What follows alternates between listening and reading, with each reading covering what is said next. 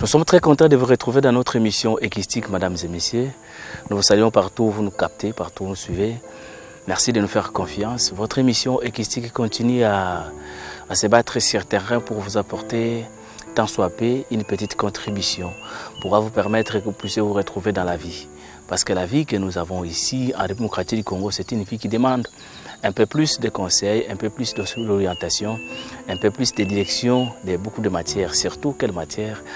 La matière est liée aux ressources naturelles parce que nous avons beaucoup de ressources naturelles. Vous regardez les décors qui m'entourent déjà, vous vous rendez compte que je suis déjà en brousse. Je suis à la recherche d'une information auprès des techniciens pour qu'ils puissent nous prodiguer des conseils parce que nous tous nous voulons devenir investisseurs et nous pouvons devenir des investisseurs. Notre émission équistique est sur terrain dans le village de Ouassa. Comme vous avez déjà vu, suivi autrefois, nous sommes revenus pour un conseil plus précis sur l'élevage des bétails. Beaucoup plus des gros bétails parce qu'ici, vous le savez, il y a des bovins, il y a des porcs, il y a des chèvres, boucs, ainsi de suite qu'on trouve dans cette ferme. Alors nous venons à la rencontre des spécialistes, les médecins vétérinaires qui supervisent depuis une certaine période des activités et qui a une expertise avérée, alors qui a quelque chose à nous livrer. C'est pourquoi nous sommes là. Et c'est un peu de suivre d'abord quelques images, quelques illustrations de la ferme et on reviendra auprès des médecins vétérinaires qui vont nous parler de ceci. Mais d'abord, découvrez le paysage parce que votre émission équistique est complètement écologique. Découvrez le paysage, découvrez les gras bovins que vous trouvez, découvrez les porcs et leurs conditions, leur santé. Cela peut vous inspirer aussi à faire quelque chose. C'est parti avec Junior Selemani.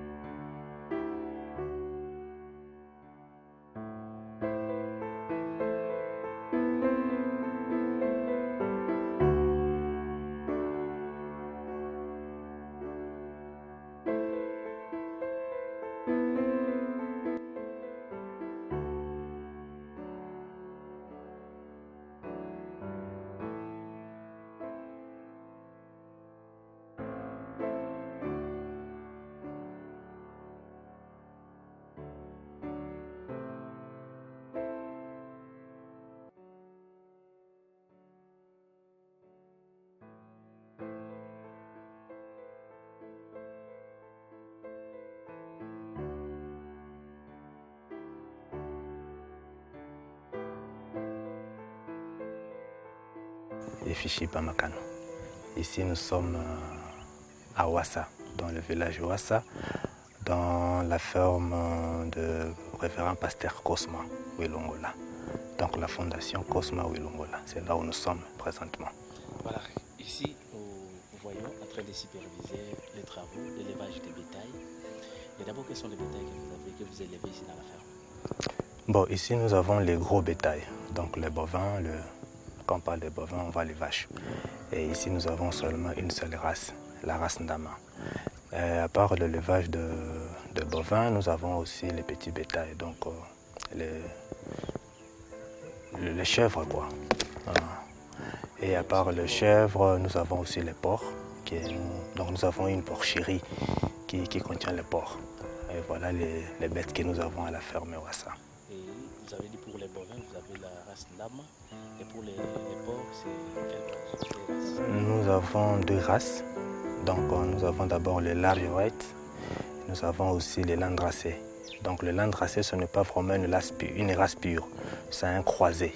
Mais au moins 75% des landracés et les large white. L'adaptation de toutes ces espèces par rapport au milieu. Est-ce que ces espèces s'adaptent par rapport au milieu, au climat et à la végétation? Oui, concernant d'abord le bovin. L'Indama, c'est une race qui s'adapte presque dans tout le milieu tropical, la race Ndama. C'est aussi une race qui est un peu résistante par rapport aux tiques. Donc c'est vraiment notre race du milieu. Par rapport, nous avons, moi je viens d'entrer pendant la période de pluie. Il y a quand même une adaptation. Par rapport à la saison sèche aussi, on verra qu'est-ce que nous pouvons faire pour adapter le bête et par rapport à la saison. Voilà, encore déjà l'équipe qui est partie, il faut dire ainsi. Parce que la gestion était beaucoup plus traditionnelle. Vous, en tant que nouveau médecin vétérinaire, quelle est la touche que vous essayez d'apporter pour corriger tout ce que les autres n'ont pas pu réussir pour permettre à ce que cette race s'améliore et ces espèces se multiplient davantage? Non, je dirais que les autres qui sont partis, les autres qui étaient avant nous, ils avaient fait ce qu'ils devaient faire. Et dans chaque chose, il y a toujours les côtés positifs et les côtés négatifs. Mais maintenant, nous sommes venus en tant que des techniciens, parce que l'autre qui était là n'était pas un technicien vétérinaire. Mais maintenant, nous, en tant que techniciens vétérinaires, nous essayons seulement de ramener l'élevage dans les normes. Parce que comme vous l'avez souligné là, vous avez dit que c'était un élevage traditionnel. Mais maintenant, nous essayons seulement de ramener ça dans les normes.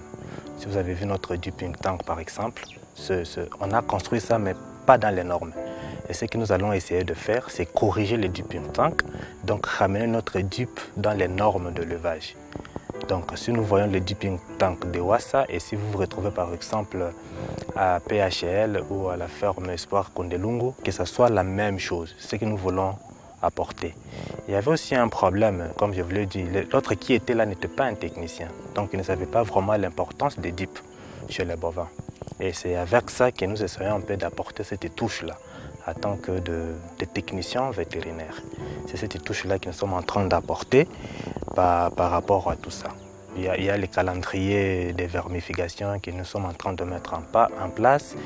Il y a le marquage que nous n'avons pas encore commencé, mais que nous allons bientôt commencer aussi, le marquage des bêtes, les écornages et tout ça. C'est pour ramener toutes les bêtes dans les normes. Parce qu'il y a plusieurs conséquences, par exemple, en laissant une bête avec des cornes. Il y a plusieurs accidents qui peuvent se produire. Et alors, si nous commençons à amener nos bêtes à faire les écornages, à respecter les calendriers de vermification, à respecter notre calendrier des dupes, à respecter notre calendrier par exemple des tripachiches contre la trypanosomiase, vous allez voir que les bêtes vont vraiment reprendre. Et aujourd'hui, quand nous sommes arrivés, les bêtes étaient un peu maigres parce qu'il y avait une négligence de la part de nos travailleurs. Et tout ce que nous essayons d'apporter beaucoup plus, c'est la surveillance, la vigilance et la rigueur dans le travail. La multiplication, y a-t-il quelque chose aussi à part ce qu'ils consomment de manière naturelle? Il y a quelque chose aussi que vous devez faire pour que les bêtes se multiplient correctement ou juste que tel qu'ils mangent comme ça, ils peuvent se multiplier aussi facilement? Non, le problème parce que je prends par exemple pour la bête bovine. Je sais qu'une vache doit me donner une bête par an. Donc chaque année, je dois avoir au moins un petit. Et maintenant, par rapport par exemple à la reproduction, à la production des veaux, il faut seulement mettre un calendrier. C'est ce que je voulais instaurer cette année. Donc faire un système de mise au taureau. Donc pendant une période donnée, j'amène mes taureaux que je mets dans un troupeau de vaches pendant une période de 3 mois. Et après, je vais récupérer tous les taureaux de ces troupeaux-là. Pourquoi je dois faire ces programmes-là? C'est pour éviter d'avoir les vaches qui allaitent pendant la saison sèche. Parce que si je traverse une saison sèche avec des vaches ayant des veaux, j'aurai beaucoup de vaches maigres. Et cela peut m'amener à perdre beaucoup de vaches.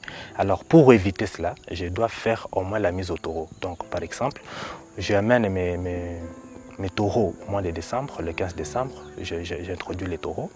Et le 15 mars au plus tard, j'enlève tous les taureaux. Comme ça, je suis rassuré que dans le plus prochain, j'aurai des vaches qui vont avoir des petits et il n'y aura pas beaucoup de problèmes d'amaigrissement.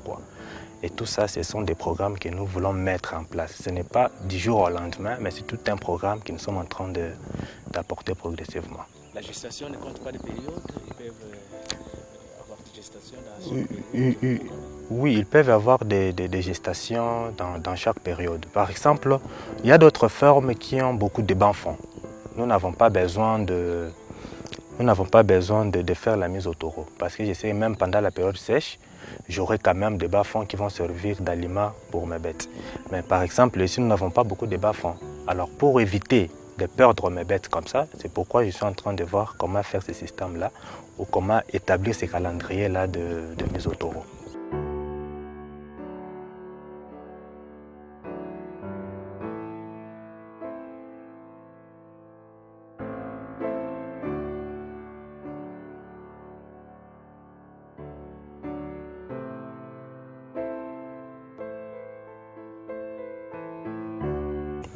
Oui, moi je m'attelle vraiment beaucoup plus au rat bétail, donc au bovin.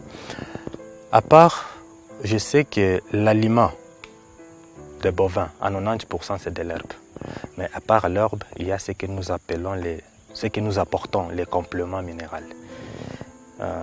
Il y a les blocs à lécher, il y a d'autres qu'on ne fabrique même pas des blocs, on mélange juste les éléments et les sels. C'est pour essayer un peu d'apporter ces apports-là minéraux chez les bovins. Il y a aussi plusieurs avantages en apportant ces éléments-là chez les bêtes. Par exemple, c'est parce que vous êtes venu aujourd'hui. La fois passée, si vous deviez être là, vous devez voir comment est-ce qu'une truie est en train de croquer son petit. C'est juste une carence en minéraux chez la truie. Alors, il y a des aliments comme ça qu'on donne pendant, par exemple, telle période, telle truie a tel problème, on apporte ce genre d'aliments-là.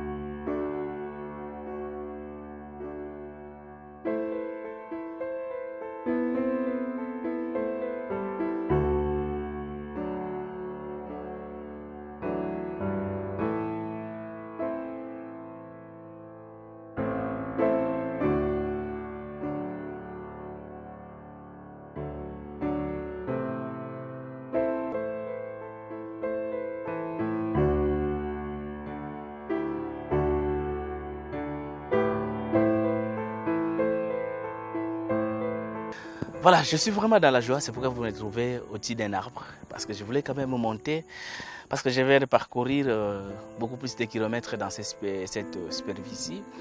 Je viens de découvrir beaucoup de choses. En tout cas, je serai le premier à investir dans ces domaines, parce que je constate quand même que j'apporte un conseil auprès de ceux qui veulent se lancer dans ces domaines. Mais moi-même, je dois être exemplaire. Donc prochainement, je vous inviterai dans ma ferme pour que vous puissiez découvrir aussi ce que j'ai découvert ici par l'expérience d'un homme, par l'expérience d'une personne que vous venez de découvrir. Qui s'agit-il? Alors, votre émission continue toujours à faire le mieux possible. Vous avez suivi le conseil d'un médecin. Vous avez suivi qu'ici à Kinshasa, il est possible d'élever les bovins et puis de quitter cette étape, parce que notre élite reste toujours d'abandonner les produits surgelés vers la consommation bio. Nous parlons de la consommation bio, nous devons nous rendre sur terrain par tous ces faits. Il y a des espaces terres. Et ici, je continue à vous rappeler que nous sommes dans la commune de Mongafoula. Je ne sais pas si les bourgmestres de Mongafoula connaissent quand même qu'il y a cette partie ici qui existe. Mais au même moi, je suis rassuré qu'il connaît. S'il connaît, il doit aussi avoir une petite ferme à côté. S'il n'en a pas, je crois que l'émission Equistique va l'interpeller à faire quelque chose. Vous avez des moyens, voilà les domaines à investir. Parce que nous, je pense que je dirais à Junior Selemani, tout le gars place mon côté, tout notamment 5 hectares de biso, tout bandara mbalamoka. Si vous avez aimé, dites merci à Junior Selemani, à toute l'équipe de la radio-télévision Environnement Conservation de la Nature, sans oublier Rodrigue Bonda. Mais pour nous, je pense que nous avions été utiles pour vous. À faire ça, ceci. Vous aussi, faites comme nous.